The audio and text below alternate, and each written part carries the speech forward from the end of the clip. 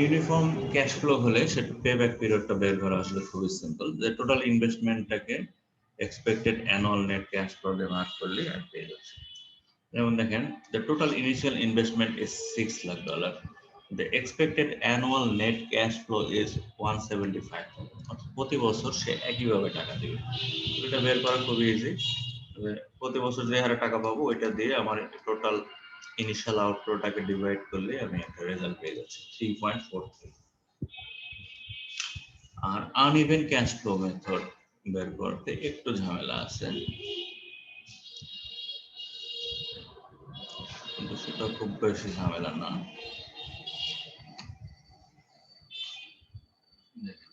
এটা একটা example uneven cash flow. এখানে জিরো মানে বেজ ইয়ার, অর্থাৎ যে বছর আপনি ইনভেস্টমেন্টে যাচ্ছেন সেখানে দেখা যাচ্ছে নেট ক্যাশ ফ্লো, এই প্রজেক্টের সেট আপ কস্ট আপনার $30,000, দ্যাট ইজ আউটফ্লো, দ্যাটস এটাকে মাইনাস দ্বারা নির্দেশ করা হচ্ছে, মাইনাস পি। এই কলামটা আমি করবো হচ্ছে কিউমুলেটিভ ক্যাশ ফ্লো, অর্থাৎ একটার সাথে একটা যোগ করতে করতে এটা যাবে। তাহলে বেজ ইয়ারে 30 মানে 30, এখানে কিউমুলেটিভ নাই, মাইনাস 30। এখন এই 30-র সঙ্গে এই 10 যোগ করবো আড়াআড়ি ভাবে, দিস ইজ কিউমুলেটিভ। যারা ব্যাংকে চাকরি করে আর কিউমুলেটিভ খুব ভালো জানে। 30 আর 10 যোগ করলে হয় -20, বিকজ 30,000 ইজ মাইনাস। 20-র সাথে 12 আবার প্লাস করলে -8, দ্যাট মিনস এখন আপনি মাইনাসে আছেন, রিকভারেবল স্টেজে নাই, কিন্তু আপনার এটা কমতে আছে। -8-এর সাথে আবার 16 যোগ করলে এখানে হবে 8, 8-এর সাথে 14 যোগ করলে হবে 22,000। আচ্ছা, এখন এই চার্ট থেকে আমাকে বের করতে হবে যে আমার পে ব্যাক পিরিয়ডটা কবে, কত বছর লাগবে এই 30,000 টাকা উঠাইতে, আমি এটা কিভাবে বের করতে পারি। তার মানে এই চার্টটা খেয়াল করেন, সাজাবো কিভাবে। একটা কলাম থাকবে ইয়ার, সেকেন্ড কলামটা থাকবে কোন বছর কত ইনফ্লো আর আউটফ্লো, আউটফ্লো একবারই, সেটা হলো বেজ ইয়ার ফার্স্ট কলামটা। আর পরবর্তীটা দেখতে হবে লাইফ সাইকেল কত বছর, এটা লাইফ সাইকেল হচ্ছে 4 ইয়ার্স, অর্থাৎ প্রজেক্টটা 4 বছর মেয়াদি। তো 4টা ক্যাশ ফ্লো আমি পেয়ে গেছি।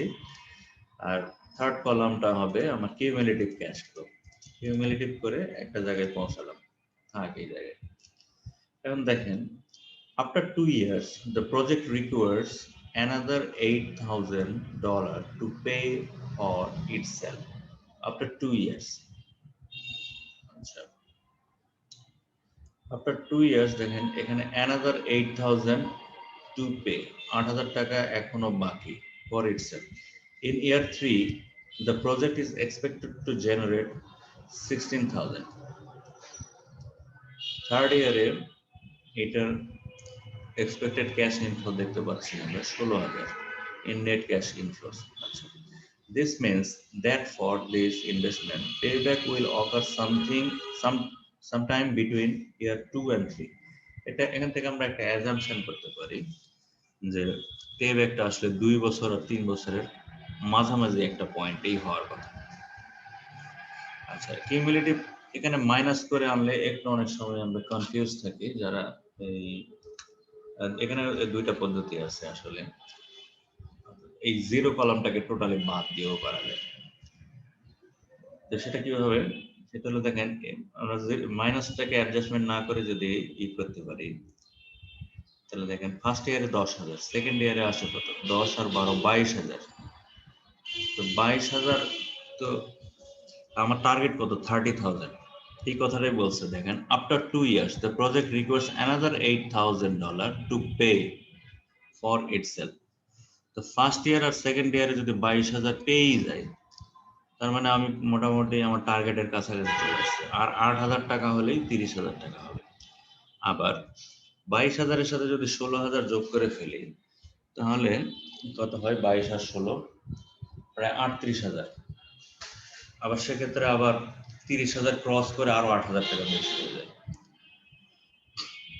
তার মানে এইখান থেকে দেখলেও বুঝতে পারতেছি যে সেকেন্ড ইয়ারে আমার আরো 8,000 হয়ে গেলেই আমি 30,000-এ পৌঁছে যাই। আবার থার্ড ইয়ারের পুরো টাকাটা যদি যোগ করে ফেলি, অর্থাৎ 3 বছর পুরোপুরি যদি আমি ওয়েট করি, তাহলে দেখা যাবে আমার 30,000 টাচ করেও আরো 8,000 টাকা ক্রস সারপ্লাস থাকে। তো সারপ্লাস তো আমার দরকার নেই, আমার দরকার এমন একটা টাইম পয়েন্ট যেখানে 30,000 একেবারে 30,000 যাবে কাটাই কাটাই, সেই জায়গাটাকে আমাকে খুঁজে করতে হবে। সেই কথাটা এখানে বলছে, আপনার টাইম পে ব্যাক পিরিয়ডটা আসলে সেই জায়গা যেখানে 2 আর 3 এর মাঝামাঝি। এটা আমরা মুখে মুখে বের করতে পারি, বা এই কিউমুলেটিভ ফিগারটা থেকে আমি বের করতে পারি যে আমার পে ব্যাক পিরিয়ডটা আসলে 2 এবং 3 এর মাঝামাঝি, বাট অ্যাকুরেট জানি না এটা 2.4 না 2.7 বা 2.8, উই ডোন্ট নো। এর জন্য একটু ফার্দার ক্যালকুলেশন লাগবে। এটা হলো therefore dividing the unrecovered cost at the beginning of the last year by the cash flow during the last year। আচ্ছা, এখন যেটা কভার হয় নাই সেটা হলো কত, অর্থাৎ সেকেন্ড ইয়ারে আমার পেন্ডিং আছে আরো 8,000, এই হলো 8,000। আচ্ছা, আর থার্ড ইয়ার থেকে অর্থাৎ ইমিডিয়েট পরের বছর যে ক্যাশ ফ্লোটা আসবে সেটা দিয়ে সেটা নিচে রাখবেন। এই দুটা ভাগ করলে যেটা পাবেন ফ্র্যাকশনটা, সেটা এই দুইয়ের সাথে যোগ করে দিলেই পেয়ে যাবে। অর্থাৎ পে ব্যাক পিরিয়ড 2 প্লাস, অর্থাৎ সেকেন্ড ইয়ারে আমার যেটা রিমেইনিং মানে আর যেটুকু দরকার সেটা, আর 2 এর পরেও যেহেতু আমাকে যেতে হবে, অর্থাৎ থার্ড ইয়ারে আমার যেতেই হচ্ছে, বাট পুরা 3 বছর লাগবে না। সো থার্ড ইয়ারের যে ক্যাশ ফ্লোটা এটা হবে ডিনোমিনেটর, আর রিমেইনিং 2 ইয়ারে যে সেকেন্ড ইয়ারে যেটা রিমেইনিং ভ্যালু সেটা উপরে ভাগ করলে একটা ফ্র্যাকশন পাওয়া যাবে। এই ফ্র্যাকশনটাই আমার দরকার 2.5, 2.5 বছরে আমার পে ব্যাকটা চলে আসবে। এটা কি মনে করছে? এটা একেবারে মানে আমাদের বিবিএমবিএ তে যেটা শেখানো হয় ওইটাই। বাজিত ভাই, জি ভাই, মনে পড়তেছে তো নাকি? হ্যাঁ, ওই যে 2+ এটা দেখা মনে পড়লো আর কি। এটা ভালো, আপনারা ধরেন এই মাইনাস দিয়ে অনেকে একটু কনফিউজ থাকে, বাট হ্যাঁ এটাও কিন্তু মানে বুঝতে সহজ। এটা হ্যাঁ, যে হ্যাঁ 8 রিমেইনিং, সো হ্যাঁ হ্যাঁ, হ্যাঁ, এই জায়গায় মানে পজিটিভ হয়ে যাচ্ছে যেখানে, সেটা আপনার হেডেক না। ওই টেবিলটা যখন দেখতেছিলাম হ্যাঁ, যে হুম হুম ইয়ার দিয়ে যেটা নেট হুম ক্যাশ হুম, ফ্লো আর হচ্ছে গিয়ে কিউমুলেটিভ ক্যাশ ফ্লো, তখনই হুম, মনে পড়তেছিল যে এরকম টেবিল তো করছি। এইটাই বহু আগে করা হ্যাঁ ওই একই জিনিস। এইখানে যেটা বাড়তি স্ট্রেস দিচ্ছে সেইটা হচ্ছে আমাদেরকে ডিসকাউন্টেড পেব্যাক মেথডটা শেখানো হয়েছে। হ্যাঁ, ডিসকাউন্টেড পেব্যাক মেথডও আমরা কিন্তু এই একই ক্যালকুলেশনেই করব, শুধু একটা কলাম বাড়াবেন। হ্যাঁ, ফাইনাল ফিনিশিং এর অঙ্কটা এইখান থেকে করা যায়। But discounted cash entry sorry payback পিরিয়ডটা হচ্ছে যে প্রথম এই সেকেন্ড কলাম, এখান থেকে এক কলাম বাড়বে, এটা অর্থাৎ ফ্যাক্টর ধরে, সেক্ষেত্রে অবশ্যই আপনাকে ফ্যাক্টর রেটটা দেওয়া থাকবে যদি ডিসকাউন্টেড পেব্যাক পিরিয়ড চেয়ে থাকে প্রশ্নে, সেক্ষেত্রে অবশ্যই একটা ফ্যাক্টর রেট দেওয়া থাকবে, 10% বা 12%, হোয়াটএভার একটা রেট দেওয়া থাকবে। সেই রেট দিয়ে আমরা অ্যানুইটি টেবিল থেকে ওটাকে পিভিতে নিয়ে আসবো, প্রেজেন্ট ভ্যালুতে কনভার্ট করবো। প্রেজেন্ট ভ্যালুতে কনভার্ট করার পরে যে ক্যাশ ফ্লোটা পাবেন, অর্থাৎ সেক্ষেত্রে চলে আসবে থার্ড কলামটা, ওইটাকে আমরা বেস ক্যাশ ফ্লো ধরবো। এখানে যেমন বেস ক্যাশ ফ্লো এইটা, তখন আর এটা থাকবে না, এটার সাথে ফ্যাক্টর গুণ করব, ফ্যাক্টর করার পরে একটা পিভি অর্থাৎ ডিসকাউন্টেড ক্যাশ ফ্লো পাবো, ওইখান থেকে অঙ্ক শুরু করব। ওইটার পরের ডান দিকে আরেকটা কলাম হবে, সেটা হবে এইরকম cumulative cash flow, cumulative net cash flow. সেখান থেকে ক্যালকুলেশন করে দেখবেন যে কোথায় মাইনাস হচ্ছে বা প্লাস হচ্ছে, একই জিনিস হবে। এটাকে যদি আমরা ডিসকাউন্টেড করতাম তাহলে দেখা যায় এটা আরো বাড়তো, 2.5 থাকবে না, এটা তখন বেড়ে যাবে 3 ইয়ার্স বা সামথিং বেশি হবে। আচ্ছা, পেব্যাক মেথডের ইন্টারপ্রিটেশন এটা খুব সহজ। Advantages and disadvantage of payback method, এটা ইম্পর্টেন্ট, কারণ অঙ্কটা সহজ। পেব্যাকের ক্ষেত্রে যেটা স্ট্রেস দিবে সেটা হচ্ছে আপনার কনসেপচুয়াল। টেবিলটার মধ্যে প্রচুর এমসিকিউ আছে। The payback method has distinguished advantages and disadvantages. Advantages গুলোর মধ্যে uses a simple calculation. এটা ক্যালকুলেট করা অনেক সহজ। ডিসঅ্যাডভান্টেজটা কি? Ignores the time value of money. Adds cash flows without regard to timing. অর্থাৎ most of the cases payback period এই আপনার টাইম ভ্যালুটাকে ইগনোর করে ক্যালকুলেশন করা হয়। এটা একটা ডিসঅ্যাডভান্টেজ, বাট কেউ যদি কনজারভেটিভ ওয়েতে করতে চায় এই can do it. Produces result that are easy to understand. যে রেজাল্টটা আমরা পাই সেটাও মানে এক্সপ্লেনেশনের খুব বেশি দরকার হয় না, আসলে রেজাল্টটা কি বলতে যাচ্ছে।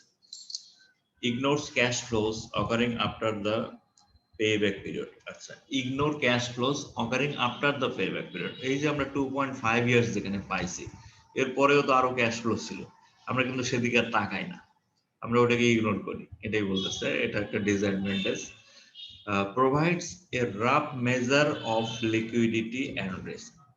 Provides a rough measure of liquidity and risk, অর্থাৎ পেব্যাক পিরিয়ডের যে রেজাল্টটা পাই এটা দ্বারা একটা আন্দাজ করা যেতে পারে যে আমার ফার্মের লিকুইডিটিটা কেমন। আর লিকুইডিটির সাথে রিস্ক তো ইনহেরেন্ট, এটা যার যার বিজনেস অনুযায়ী সে এটা গেজ করতে পারে, সামারাইজ করতে পারে, বাট ব্যাপক আকারে না।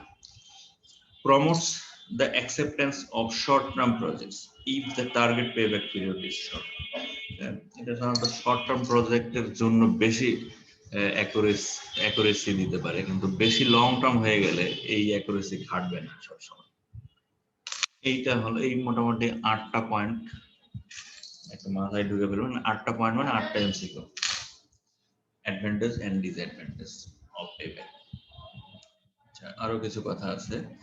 In some situations, the quick measures of liquidity and risk are beneficial to indicate the risk of losing a capital investment in a high risk situation. কিছু কিছু ক্ষেত্রে the quick measure payback period calculation তো আসলে একটা very quick একটা calculation method, সেটা বলতেছে quick measure of liquidity and risk are beneficial to indicate the risk of losing a capital investment in a high risk situation. অর্থাৎ এখান থেকে আমরা একটা লিকুইডিটি সিনারিও বের করতে পারি খুব দ্রুত, যেটা দিয়ে আমি আমার হাই রিস্ক সিচুয়েশন সম্পর্কে একটা ধারণা পেতে পারি। In a rough sense, projects with shorter payback periods are less risky. In a rough sense, or very usual scenario, the projects with shorter payback period, যদি পেব্যাক পিরিয়ড শর্ট হয় that means এই প্রজেক্টটা less risky, কারণ ডিউরেশনের সাথে রিস্কের একটা সম্পর্ক আছে, মনে রাখবেন। রিস্ক ম্যানেজমেন্ট বা এন্টারপ্রাইজ রিস্ক ম্যানেজমেন্টে দেখে আসছেন যে প্রজেক্ট যত লেন্দি সেটার রিস্ক তত বেশি, প্রজেক্ট যত শর্ট সেটার রিস্ক তত কম, সেই কথাই বলছে। তো দেখা গেল পাশাপাশি দুইটা প্রজেক্ট আপনাকে অ্যানালাইসিস করতে দেওয়া হলো, একটা পেব্যাক পিরিয়ড পাইলেন 5 ইয়ার্স আর একটা পাইলেন 3.5 ইয়ার্স, একটা 3.5 বছর আর একটা 5 বছর। তো আপনি পেব্যাককে বেস করে যদি রিস্ক অ্যানালাইসিস করতে চান সেক্ষেত্রে অবশ্যই আপনি বলবেন যে যেটার কিনা payback period 5 years it is more risky, অর্থাৎ riskier than the project having 3.5 years payback period. Projects with shorter paybacks also tend to provide an organization with greater flexibility. এখানে shorter payback period এর পক্ষে একটু সাফাই দেওয়া হয়েছে, অর্থাৎ অ্যাডভান্টেজটা কোনটার বেশি। The projects with shorter paybacks also tend to provide an organization with greater flexibility because the investment funds become available sooner for other projects. অর্থাৎ একটা একই ইনভেস্টমেন্ট সমপরিমাণ ইনভেস্টমেন্ট করলাম project A and project B, একটা থেকে টাকা বের হতে লাগবে আমার 3.5 বছর আর একটাতে লাগবে 2.5 বছর। সো এখানে আমি 2.5 বছরটাকে প্রেফারেন্স দিব। এইটুকু যা বলছে সেটা সামারিটা এরকম। তো যেটা শর্টার সেটাকে অ্যাকসেপ্ট করা ভালো, কারণ টাকাটা আমার দ্রুত চলে আসবে।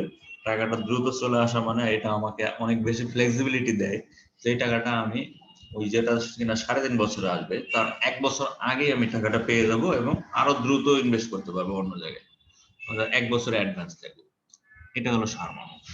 বাট আর রিস্ক সেন্স চিন্তা করলে যেটা লেন্দি সেটা রিস্কিয়ার। Because of the basic limitations, the payback method can provide only a partial picture. এটা হলো লিমিটেশনের কথাও বলা আছে। Payback period মানে একটা বিজনেসকে আন্ডারস্ট্যান্ড করার জন্য বা রিয়েলাইজ করার জন্য এনাফ না।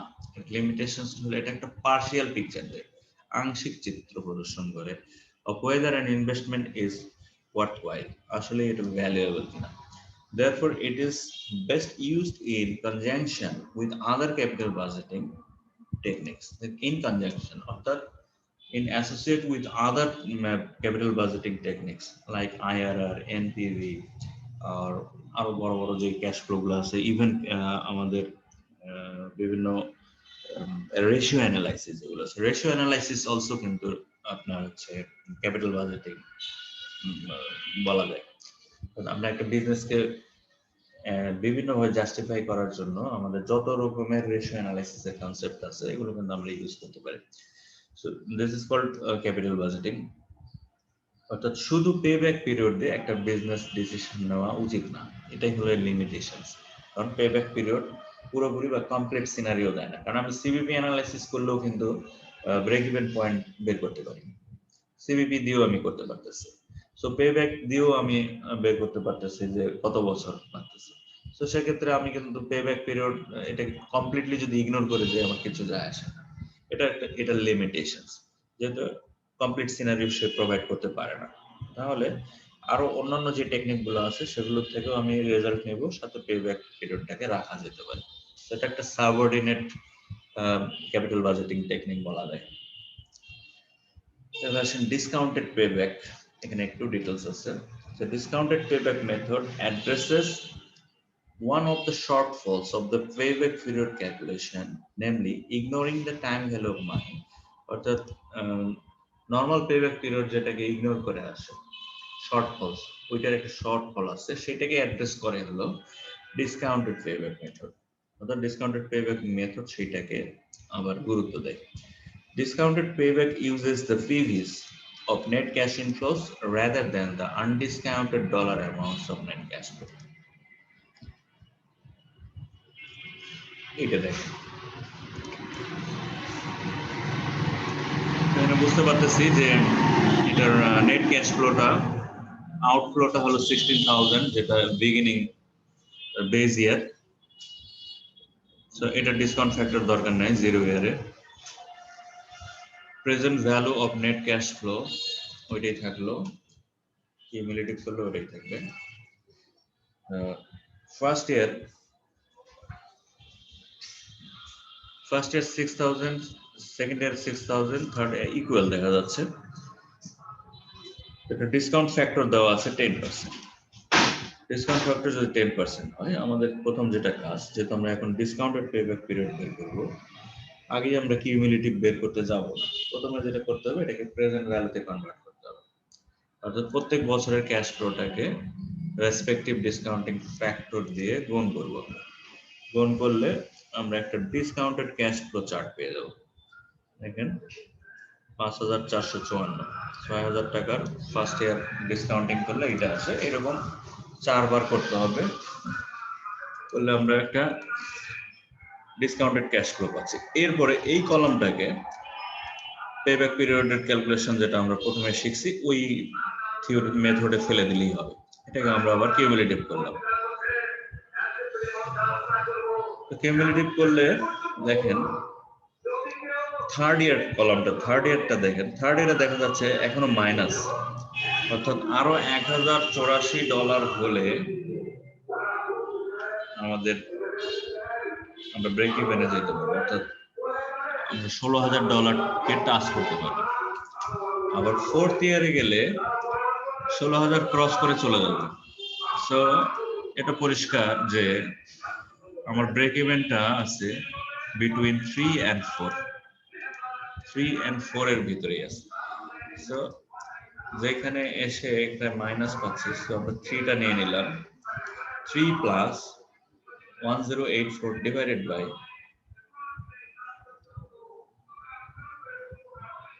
4098, 409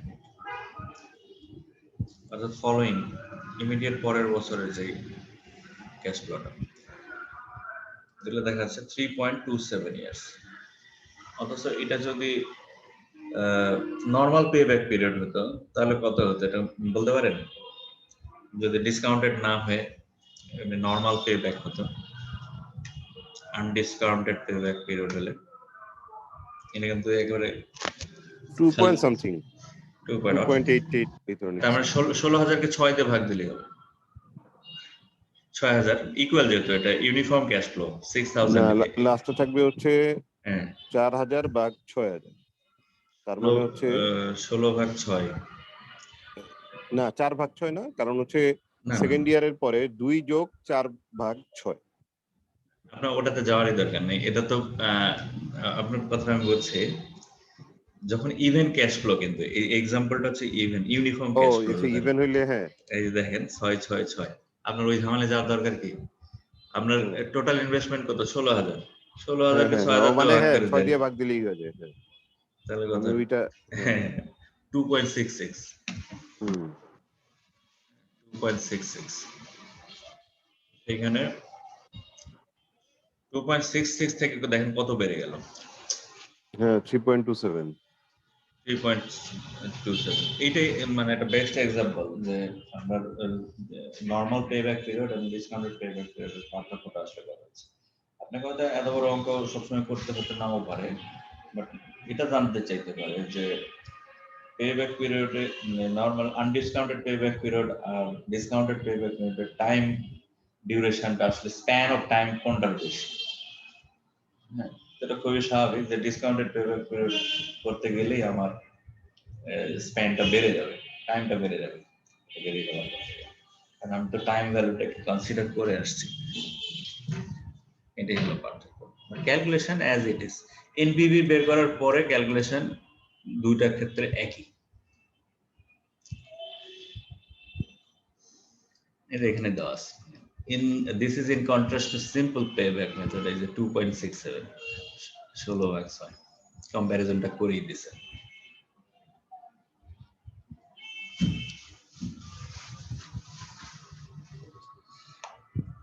তো এই হলো, this is the end of this chapter, capital budgeting.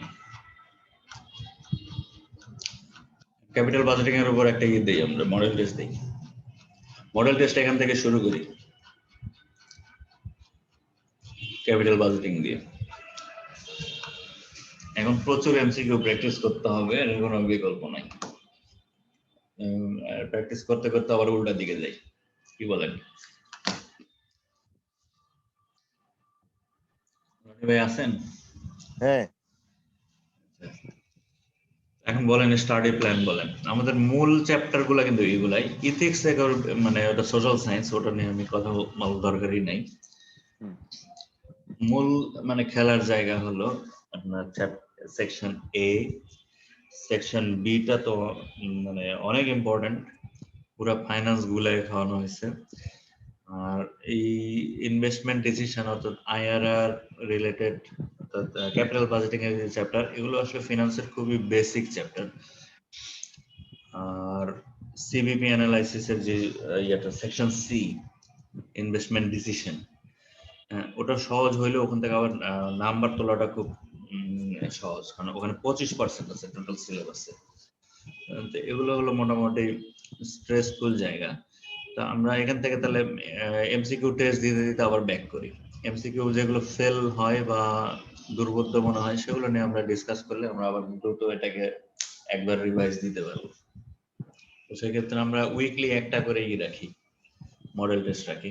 এক সপ্তাহ ধরেন আপনারা নিজেরা বাসায় পড়লেন, তারপর আমি 50টা কোশ্চেন বললাম, একদিন আগে আমি কোশ্চেনটা ছেড়ে দিব, বৃহস্পতিবারে দিয়ে দিলাম বা বুধবারে দিয়ে দিলাম, আপনি সময় নিয়ে করেন, কিন্তু 50টা দিলে 50টা টাচ করতে হবে। হ্যাঁ, সেক্ষেত্রে আমাদের সেলফ অ্যাসেসমেন্ট স্কোরটা জানা খুব ইম্পর্টেন্ট, যে আসলে আমার কতটুকু ইমপ্রুভমেন্ট হচ্ছে বা আমার বেস স্কোরটা কিরকম, এটা জানা দরকার। যদি মনে করেন যে পরীক্ষা দিব, পরীক্ষা দেওয়ার আসলে টার্গেট কার কবে বলেন তো? টার্গেট তো আছে। এখন আসলে আরম্ভ করা যায়নি ওইটাতে না গেলে, কারণ হ্যাঁ, একদিন না একদিন তো এটা করতেই হবে। ডেফিনেটলি। তো মানে বেটার ডু ইট আর্লিয়ার, ঠিক না? সেটাই, মানে একটা মোটামুটি মনে মনে একটা ফিক্স টার্গেট নিয়ে নেন। এক্সাম টার্গেট না নিলে কিন্তু ভাসতেই থাকবেন। মানে ভাসতে ভাসতে চলে যাবেন, 22 সাল 23 সাল হয়ে যাবে, কিন্তু পরীক্ষা ভীতি আর যাবে না। হ্যাঁ, হ্যাঁ আর হ্যাঁ ওই স্কোরিং করলে নিজেরটা নিজে বুঝতে পারবেন, যেমন দেখবেন যে স্কোরটা বাড়তেছে, নিজের ভিতরে একটা সাহস চলে আসে। হ্যাঁ, আপনি তো দিচ্ছেন এপ্রিলে, এপ্রিলের পরের সেশনটা। আমি দিচ্ছি মে মাসে, আসলে মে মাসের 4 তারিখ। হ্যাঁ আহ, মে থেকে জুন, মের 1 তারিখ থেকে জুনের 30 তারিখ পর্যন্ত শিডিউল আছে। হ্যাঁ, আচ্ছা, তা আমি সাজেস্ট করবো আপনারা সেপ্টেম্বরে দেন। হ্যাঁ তাহলে ওইটাই টার্গেট। হ্যাঁ, হুম, কারণ হচ্ছে আমি বুঝতে পারতেছিলাম যে মানে হুম। যেটা ইচ্ছা সেটা হচ্ছে আপনার পরেরটা দিব আর কি। আমি আপনাদেরকে একটা স্পিডে নিয়ে আসবো, কারণ এতদিন আমরা জাস্ট বিভিন্ন কোর জায়গাগুলো টাচ করছি, এখন আমরা হুম, এমসিকিউ তে যাই। এমসিকিউ প্র্যাকটিস না করলে আসলে ইমপ্রুভমেন্ট কিছুই বোঝা যায় না। আপনি না বুঝতে ওইটাই আর পারবেন কি। যে এখানে দুর্বলতা, সেখানে আপনি তো এখন বইটা চিনে গেছেন যেহেতু, কোথায় কি আছে না আছে, ওই হ্যাঁ জায়গাটা ধরে তখন ধরে আমি নিজে আবার, ঘাটাঘাটি হ্যাঁ, করবো আর নিজে কি। ঘাটাঘাটি করবেন। তো আর তখন আর আলোচনাটাও হয়তো স্পেসিফিক হ্যাঁ, হবে, হ্যাঁ, মানে একদম প্রবলেম সেন্ট্রিক হবে তখন। এটাই। সো তাহলে এই চ্যাপ্টার দিয়ে শুরু করি। এখান থেকে তাহলে এটার উপর দুইটা ইয়ে দেন, দুটা মডেল টেস্ট থাকবে, পরপর দুইটা একই টপিকের আচ্ছা উপরে। তাহলে ফার্স্ট টপিক এবং সেকেন্ড টপিক, মানে দুইটা মডেল টেস্টের মধ্যে আমি কম্প্যারিজনটা করতে পারবো ইমপ্রুভমেন্ট হচ্ছে কিনা। অর্থাৎ তাহলে আমরা 6টা চ্যাপ্টার, 6টা সেকশন আর কি, 6টা সেকশনে আমরা অ্যাটলিস্ট 6 × 12, অর্থাৎ যেমন যেদিন যেই টপিকই হোক না কেন, ওই টপিকের উপর দুইটা করে মডেল টেস্ট হবে। ঠিক আছে? ওকে। তাহলে অবশ্য আমি এই ফ্রাইডেতে ঢাকায় থাকবো, এই ফ্রাইডেতে কোনো টেস্ট দিচ্ছি না, আমি হয়তো কোশ্চেন ছেড়ে দেবো, হুম, আপনারা করে রাখবেন, আমি ওটা অনলাইনেও সলভ করে দিতে পারবো, সমস্যা নেই। বাট কোনো সেশন, শুক্রবারে আমি কোনো সেশনে বসতেছি না, সোমবার পর্যন্ত ঢাকায় থাকবো। আচ্ছা। এইটা কি আমরা এই যে এই ক্যাপিটাল বাজেটিং, এটা কি আমরা উইলি থেকে পড়ছি না কোন বই থেকে পড়ছি? এটা হ্যাঁ, উইলি থেকে পড়ছে, উইলি ওকে থেকে ওকে। পড়ছে। আমি আপনাদেরকে আরেকটা বই দিয়ে দেবো, আজকে দেবো বা দিছি কিনা আমার মনে নাই। গ্লিম 2020 বইটা কি দিছিলাম? না ওইটা মনে হয় সেদিন কে যেন বললো না দেওয়ার জন্য। আচ্ছা, আচ্ছা, অন্য কাউকে দিছে তো। বইটা আমি বেশি দিন আগে পাই নাই, অল্প কিছুদিন আগে পাইছি। বইটা এত সুন্দর। হ্যাঁ, আচ্ছা। উইলি তো আছেই, উইলিতে ব্যাকআপ রাখেন এখন। হুম। এখন নেক্সট যেটা করবেন, যদি বই মানে দু একবার আরো পড়া উচিত নিজে নিজে, সেক্ষেত্রে হুম। গ্লিমটা পড়ে। গ্লিমটা গ্লিম খুবই না? ছোট, এবং ছোট করে নিয়ে আসছে ওরা, মাত্র 240 পেজ। আচ্ছা আচ্ছা আচ্ছা আচ্ছা। হ্যাঁ, প্যাকেজ 240 পেজ ভার্সন এটা। বই, একেবারে মনে করেন মানে গাড়িতে বসে আপনি সাফা সাফা করে দিতে পারবেন, ওকে, পত্রিকা বড় স্টাইলে। এত সুন্দর বইটা, পুরো ঠিক আছে। মাথায় থাকলে আপনি 50% এমসিকিউ ইউনি পাবেন। অন্য বইগুলো তো অনেক বড়, এত গ্রাফ ট্রাফ মাথায় রাখা সম্ভব না। যেগুলো হুম। পার্টিকুলারলি হেল্প দরকার সেই জায়গায় হয়তো ঢুকলেন। বাট গ্লিমের বইটা আমি আজকে এখনই দিয়ে দেবো। আর এইটার যে এমসিকিউ গুলো আমি দিয়ে দিচ্ছি। আর যেটা মোস্ট ইম্পর্টেন্ট থিং, সেটা হলো চ্যাপ্টার ওয়াইজ আমি যত এমসিকিউ দিচ্ছি বিভিন্ন সময় সেশনের পরপরই, এগুলো আপনারা সেকশন ওয়াইজ আলাদা আলাদা ফোল্ডার করে এমসিকিউ গুলো সাজায় ফেলেন। হ্যাঁ, আপনাকে এমসিকিউর ফাইল এবং ফোল্ডার গুলো খুব মানে স্কিলড ওয়েতে চিনতে হবে নিজে যখন পড়তে যাবেন। হুম। এলোমেলো করে দেখলেন এক চ্যাপ্টারের এমসিকিউ হয়তো আর এক ফোল্ডারে ঢুকাই দিচ্ছেন, পরে খুঁজে পাবেন না, এলোমেলো লাগবে। কারণ অনেক এমসিকিউ, তো প্রায় 2400 এমসিকিউ আছে শুধু উইলি থেকে।